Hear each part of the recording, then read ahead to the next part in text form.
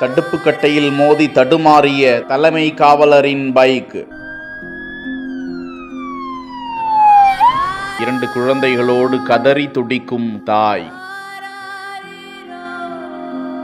அரியலூர் மாவட்டம் ஆண்டிமடம் அருகே கவரப்பாளையம் கிராமத்தை சேர்ந்தவர் 35 வயதுடைய சதீஷ் மீன் சுருட்டி காவல் நிலையத்தில் தலைமை காவலராக பணிபுரிந்து வந்தார். மோட்டார் சைக்கிளில் சதீஷ் சென்று கொண்டிருந்த போது நிலை தடுமாறிய மோட்டார் சைக்கிள் சாலை ஓரத்தில் உள்ள தடுப்பு கட்டையின் மீது மோதி கட்டுப்பாட்டை இழந்தது. அந்த கணம் எதிரே வந்து கொண்டிருந்த அரசு பேருந்து மோட்டார் சைக்கிள் மீது மோதி கோர விபத்து நேர்ந்து விட்டது. படுகாயமடைந்த சதீஷ் சம்பவ இடத்திலேயே பரிதாபமாக பலியானார். தகவல் அறிந்து வந்த ஆண்டிமடம் காவல்துறையினர் சதீஷின் உடலை கைப்பற்றி ஆம்புலன்ஸ் மூலமாக ஜெயங்கொண்டம் அரசு மருத்துவமனைக்கு பிரேத பரிசோதனைக்கு அனுப்பி வைத்தனர்.